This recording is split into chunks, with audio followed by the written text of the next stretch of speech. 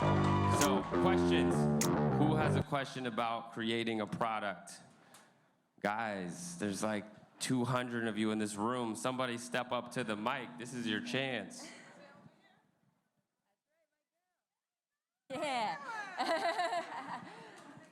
I'll already tell you she makes great drinks. Amazing.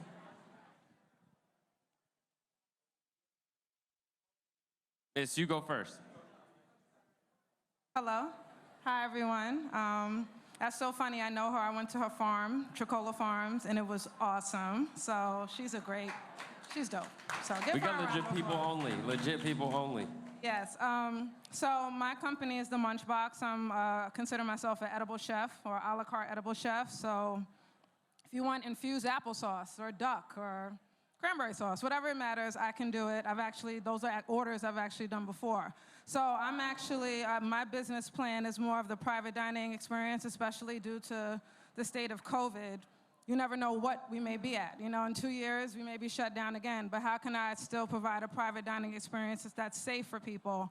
I guess the biggest problem I have is focus, because I'm a big seed to sale kind of person. So I would love to go from the farming all the way to the dining to everything like that. Is there going to be, I guess, a halt in terms of vertical business models with that form? So when it comes to, I guess, my service, can I only do service? Can I do product? Can I do both? Okay, Everything. so if I'm understanding, you currently have a services business today. You make products, you have the skills. You're trying to consider what is the best business model for you looking forward with these new licenses. Exactly, because if I want to do service and then I also have a product line, is that two separate licenses? Is that all under one umbrella? Like, how would that work? Sure. Do either of you have an opinion on what you would recommend? Well, I think that there is a component of obviously processing, manufacturing your. Got it. All right. There's a component of obviously manufacturing your product and needing to make that. But if you're doing a seed to sale kind of approach, then that would qualify you more so in a micro business. Only issue with the micro business being that on-site consumption.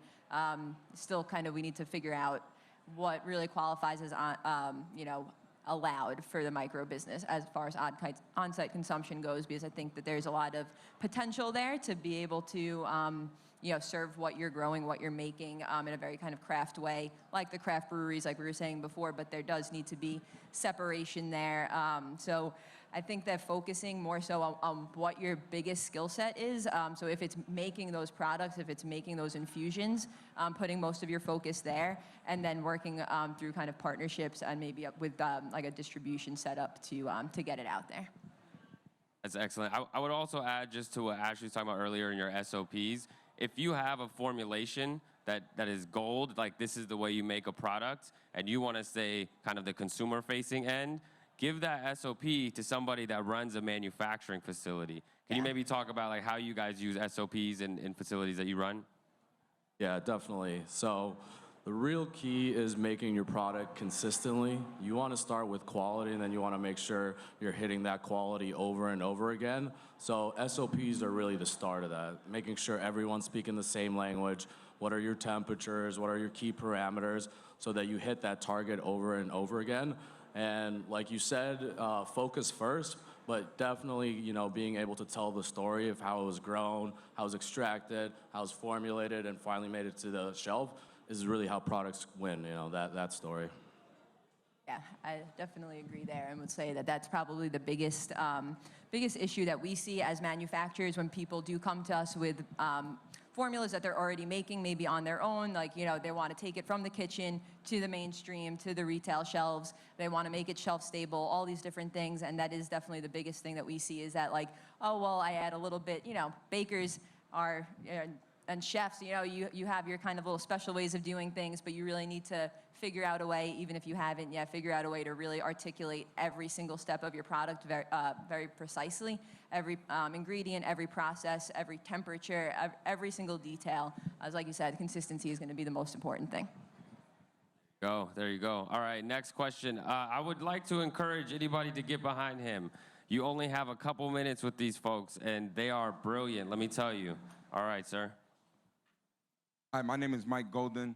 I own a company called The Higher Calling. We are looking to open a consumption on site lounge in Syracuse, New York. Hey, Christine. And right now we operate as a clothing brand as well. So we make hats and shirts inspired by cannabis. But my question was kind of along the lines of hers as far as dipping into processing, or if you have a product line.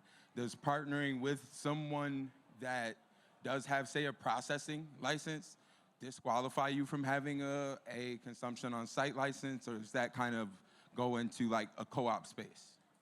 Yeah, so you would not be able to do both unless you were like a micro business. So if you want to go the micro business, you could go that route. If not, then they're separate entities completely. And it's all about the financial interest, right? So if you're partnering with a manufacturer, as long as that partnership is of the nature of like where you have an exclusive kind of supply agreement, right? You're not profiting off of their profit necessarily, but it's more of like a supply agreement. That can work, but if you're like invested in that company or vice versa, where there's financial interest that's really at stake, that's when they're gonna start to get that crossover that you're not gonna be able to have dual licenses like that. Thank you. We got the OG Miriam right here. What's happening? Hello. My name's Miriam. I'm the founder of Herbus Plant-Based Body Care. It's a CBD and like rituals and things. But my question is about sustainability and just the packaging in the cannabis industry. I feel like we missed a big moment and put zero regulations on environmental cleaner packaging in New York. I don't know if you all know, but the CPG industry, the beauty industry is going through a complete overhaul. Brands that are not sustainable, it's not just about a clean formula and clean raws, it's about a clean package. We have a very dirty industry and it's coming to New York. What do you suggest and how do you suggest small businesses like myself tackle the problem of volume? Because packaging is driven by volume. So if you want to buy like ocean reclaimed plastic, you have to buy a pallet. So it's a real challenge to be clean when you're small. And what do you see and recommend for this industry to clean itself up before it starts in New York? I mean, I would suggest using your networking folks and potentially going in together and getting that packaging. You know, it's always going to be cheaper to get it in bulk. So if you can do that, then, you know, you're going to get it for cheaper and it's going to reduce your overhead. So what about the bigger players who aren't leading in a clean way? I mean, there's a lot of metallic stamped on paper in this industry, and for everyone, the minute you put metal on paper, you can't recycle it. So if you want to be planet friendly, you don't use metal on paper, but it seems to be a standard in cannabis. So, you asked a good question. How are the big dogs doing it? So, What's up, Cresco? How are they leading the way? Because in the beauty industry, they're looking at the big dogs to lead the way and open the path of clean. Yeah, well, I will say, shameless plug for the NYCGPA crowd out here and anybody who wants to get involved. Hey. I am the co-chair of the Sustainability Committee for the NYCGPA. And we are a newly formed committee, and we are really trying to get to work right away on exactly this issue. Really building it into the policy from the beginning, making sure that we have incentives and we have, like you say, collective buying kind of power, that we are pooling resources, but also setting up infrastructure within the state to make it easier for existing manufacturers to adopt more sustainable input materials into their injection lines, into their filling lines, including building out the infrastructure to use industrial hemp and hemp fibers for packaging, right? Like, we have so much opportunity, but the state, we've been so behind on building out the infrastructure to actually do anything with the industrial hemp we're growing. So how do we bring all these disparate parts of the industry together under one mission? And I think that mission is sustainability, because it hits so many different parts of the industry. There's so many different ways that we are impacting the environment. This is a very resource-heavy industry, especially in New York. Outdoor grows are going to be very difficult to pull off, so you have to expect that most are going to go indoors, or at least, you know, greenhouse can be kind of the best we can hope for. And it's all about building this into the policy now. And like we've been saying, you know, in every conversation so far, that's why we're having this event today and not 6 months, 8 months from now when we do know the regulations, right? We need to have these conversations with policymakers in the room to make sure that we all have our eye on the ball when it comes to these things, because it is policy that influences our ability to be sustainable. If we are mandated to use packaging that has 8 layers of child protective plastic before you can actually get to your bud, that we're all fucked, right? So we need to make sure that that's not written into the policy, and having people like Cresco, business like Cresco, have our back on that could be very helpful. Yeah, we definitely will talk Brittany. after. That's good to know. But yeah, as Cresco and one of the larger players, it's definitely a pain point for us. We are in the process and are looking to be more sustainable on a daily basis. Like Brittany said, a lot of how our packaging is now was driven by regulation. So if we can start with the policy first, so that, maybe just using a QR code so you can show all your ingredients or everything else that you need on your package, as opposed to requiring X amount of stickers or, verbiage that requires you to have a larger box. We don't enjoy putting our cartridges in a huge package like that, but to fit all the language that's on these regs, you have to. So it's really starting with the policy and then, working with teams like Brittany and other companies to change that footprint. Or you just need a microscope. All right, next question, please. Hi, good morning. I'd like to say thank you so much for providing such a great venue for farmers, for everyone who's in the industry. And thank you, guests, for coming. My name is Jeff Medford, and I reside in Rochester, New York. I'm the owner of a indoor grow, indoor farm. The name of that farm is Flower City Farms. Within my 8,000 square foot space, I do a lot of other things other than growing. I provide space for other cannabis growers for us to have meetings so that we can form a cannabis co-op. And I also do other things like yoga and different cannabis events. What type of license that can I apply for that would best facilitate and allow me to continue all the things that I'm doing within the cannabis space? I can help a little bit. First, I would say if this is a question that you're trying to figure out right now, the NYC GPA is a great resource. The individuals on that team can help you kind of like find the resources, figure it out. The stuff Ashley was talking about and planning and trying to figure out what your business is going to look like, that's essential. I would say that it makes the most sense for a micro business, a co-op, and or maybe the cultivation and manufacturing as 2 licenses, potentially. But so would I be able to apply for both licenses? Is that like stacking? Yeah, as far as we understand it today, you would be able to apply for both of those licenses at the same time. It's double the work, but it's absolutely worthwhile, and I suggest if that's what you want to do, you should apply for both. Thank you very much. Thank you. Absolutely.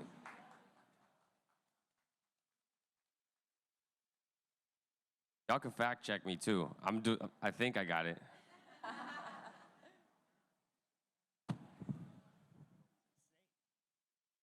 Hello. What's up? My name's Adam Ali.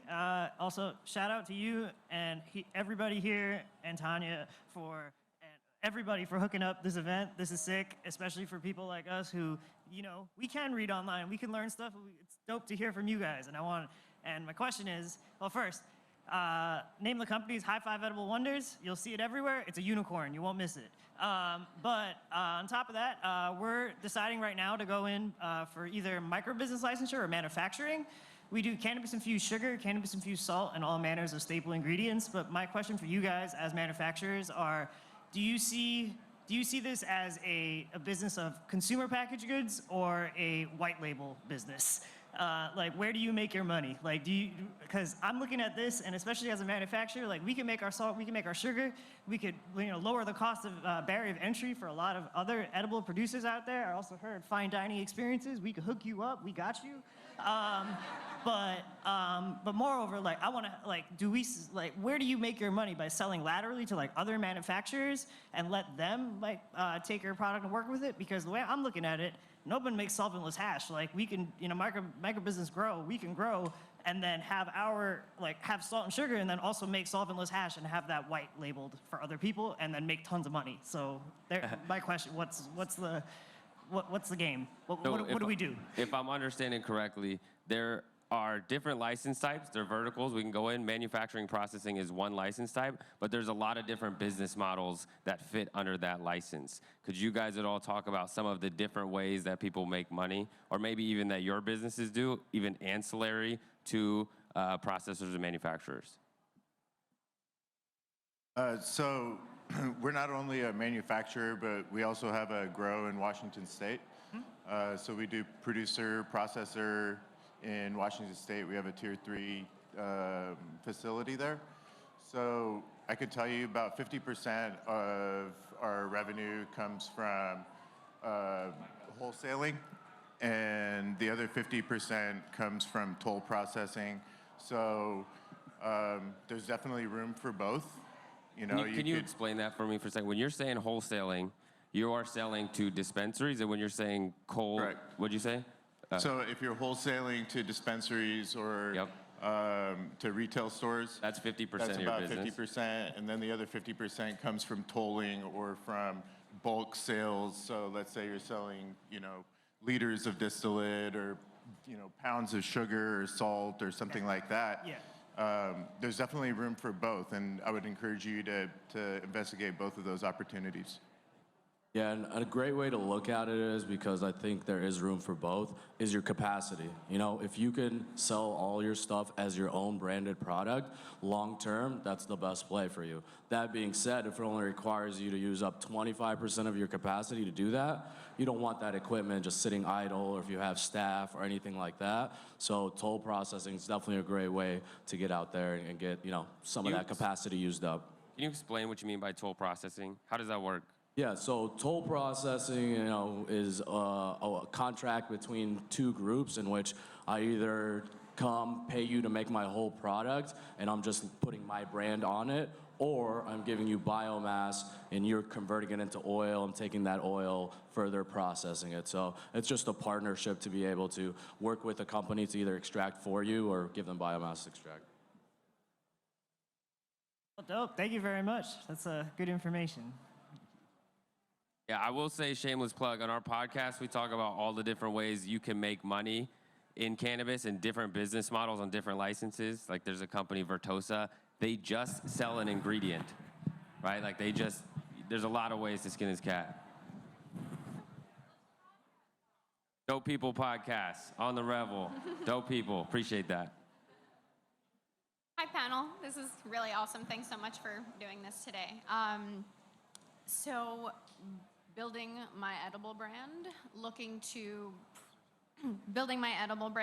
to process, manufacture, distribute, and sell. Would I be looking at the processor license with the distribute as well, or would I be looking more into the micro business? I'm not really sure of the distinction of which one I should go. You're looking to grow as well? No. Okay, so then I believe that a processor and distribution license would be best. If you're looking to just distribute your own product, right, rather than like manufacturing and producing for other brands. Yeah. So if you're just looking to distribute your own product, then, right, everybody, we're all in agreement there? Yeah, processing with a distribution license as well. Okay, so with that, could that be, that's I'm white sorry, just labeling processing, and you can distribute your own product? As far as I'm aware, I believe right. so, yes. Yeah. so with that, could I wholesale with that and white label my own? Like my own Yes. packaging plus both? Okay, Yes. awesome. Thank you so much, and shout out to Cresco. I've loved your products for years.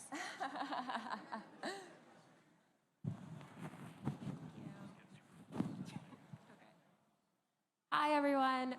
First, shout out to Tonic. I use the OG CBD every day, and I love it. You guys have to try it out.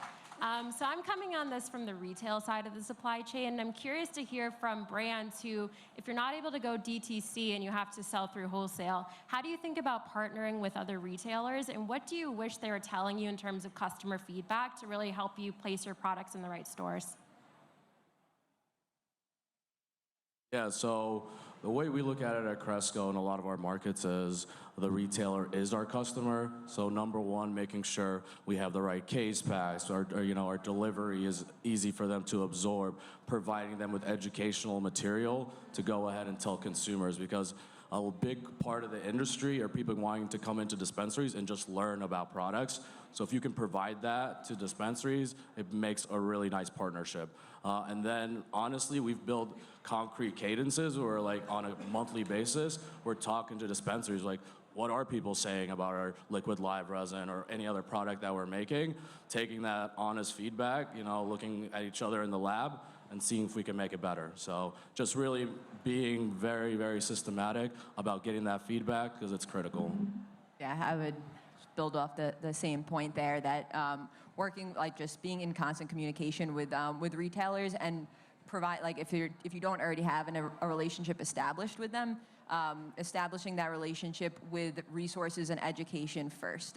Really making sure that they feel supported. Because anybody who's walked into a dispensary before, sometimes you get an inexperienced bud tender and they're just like, you've asked them a question and they're just like, their mind is blown. They're like, they want to like start crying. They're so confused. And like, that's really, as a dispensary owner, I'm sure that that's not what they want as their customer service, right? But they just don't have the materials. They don't have the resources to make sure that every single employee is educated on every single product. So if you can be that brand that's making it that much more turnkey for them, making it that much more easy to educate about and sell your product, you're going to automatically just kind of have a better position in their mind as like this is a preferred vendor. Just to follow up on her point, I think that having the knowledge with the bud tenders is probably more important than the owners themselves, right? Because the bud tenders are on the front line. They're the ones that are pushing the product, right? So if you could do something like vendor days or something like that and go into their store and, put a little pop-up up and push your product and educate people on it, I think that's how it's going to give you a foot forward. Thank you.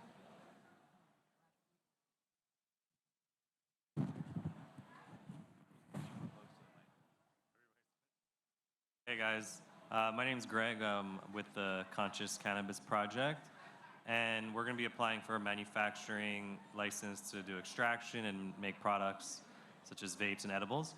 And so my question is, can you talk a little further into what you guys do, day to day on the environmental side, sustainability, waste management, and also maybe some stuff you guys are looking to the future for people that are looking to get into extraction and manufacturing. If you could just speak to that a little further. Thank you. Can I just add one thing to it? Since we talked a little bit about this earlier, also the waste management side is pretty interesting because of regulations and stuff. So take it wherever you want, but I find that very interesting.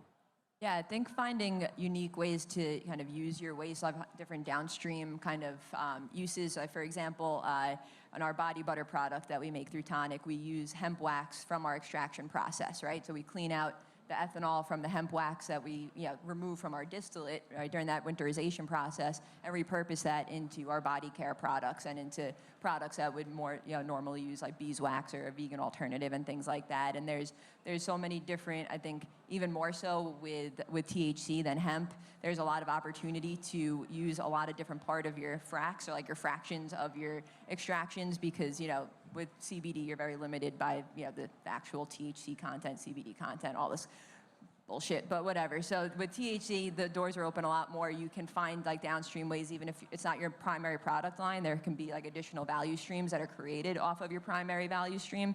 And I think that's when you talk about sustainability in your operation, that's a really important thing to think about.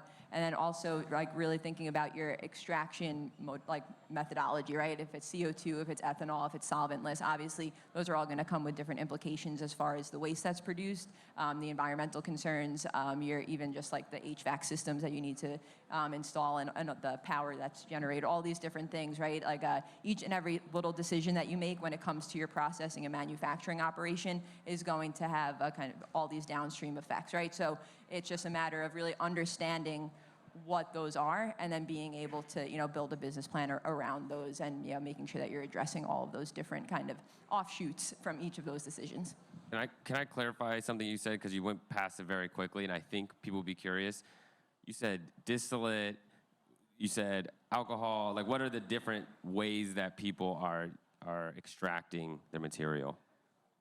Yeah, I can hit that one. So I've made a career from butane, a very big fan of butane extractions, and it kind of lends itself to a lot of high quality product, but the environmental impact, even in a closed loop system, you are off-gassing some butane up into the atmosphere. So a big part of the industry right now is solventless, really looking to transition your extraction capacity over to solventless. And now with the equipment that's really out there, you can scale it to whatever scale you need and maintain that quality. So a big part of our initiatives next year and the years coming on is to kind of transition more and more into solventless as our main extraction platform. But to Jacoby's point, there are a number of extraction platforms you can really use to make your products. So it starts off with, doing your crude oil extraction. You can start with ethanol, butane, you can do it solventless, and then from there really go further and post-process some of the amazing root science equipment for making distillate, and then, using that as an ingredient to make the rest of your products.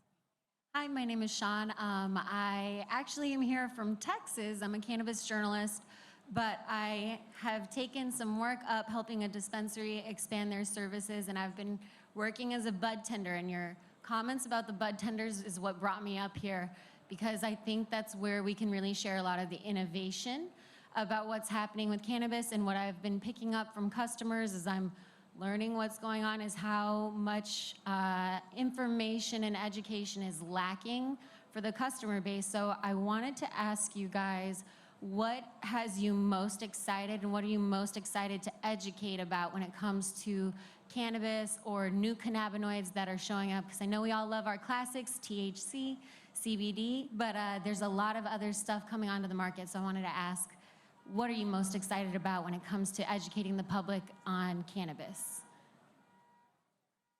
So I definitely think that having the bud tenders educated is key. There's a lot of products that are coming out, a lot of different ways to do extraction. Now you have nano-emulsification, which, 10 milligrams of something that's not nano-emulsified is going to treat you a lot different than 10 milligrams of something that's nano-emulsified, right? And if the bud tender isn't educated enough, that could give somebody a pretty bad experience, right? If they're not really versed in consuming edibles or beverages or anything like that, and it's nano-emulsified, they may have an unpleasant experience, right? Because it's that much more potent, the bioavailability is that much higher. So it's definitely something that needs to be educated with the bud tenders. So when somebody comes in and they say, hey, I want some gummies, you want to make sure, is it nano-emulsified? And is it going to hit them in 15 minutes? Or is it going to hit them in an hour and a half? Or is it going to get them 5 times higher than it would normally get them? So that's definitely something that they need to be educated on. You're talking about what's put on the box, right? And there's only so much real estate that you can put. And, there may be something in there that's super small that says nano-emulsified, and you may not know that, and you may not be doing anything for the next 3 or 4 hours. I'm most excited about training bud tenders and anyone about terpenes. I think cannabinoids obviously get a lot of focus. The majors and the minors, especially this year, have been a huge focus. But terpenes are what really gives strains and a lot of the cannabis products their character. That's the flavor component, helps with efficacy. So I think really cracking the code on how to make that more engaging and palatable is going to be a huge win for the industry. No wonder you like butane. Yeah, and I'll just kind of finish that off with, I agree completely with what you guys mentioned. And just overall, like with the terpenes, just educating about how to make it a truly individualized experience, right? Because cannabis is so individualized. It's so varied what one person can experience to the next. And understanding terpenes, understanding minor cannabinoids, understanding what kind of extract this is, right? All those foundational pieces of knowledge, pretty much, that results in a better holistic understanding for the bud tender and in turn for the consumer, because that's really, people are so quick to be like, I don't like weed. CBD doesn't work for me. I can't consume THC, I get paranoid. Like, you're making these very definitive statements based off a very narrow frame of knowledge or frame of reference, right? So helping to make that understood that there are so many different ways that you can consume this plant, and each way is going to yield a slightly to very different, experience. I think that like fundamental knowledge is really key in getting people to be more open to trying cannabis products and helping them to find the right ones and understand that it's not just a matter of picking the prettiest package off the shelf. It's really understanding what your body needs. All right, I thought we were maybe gonna get to one more question, but I'm sorry, we're gonna run out of time. So I appreciate you guys, yes. Now, what I will say is these three are gonna go upstairs in about 20, 30 minutes, and you can reach them and talk to them up there if you'd like, okay? All right, to all three of you, I appreciate you. And Thank you. your brave minds. Thank you. Appreciate it.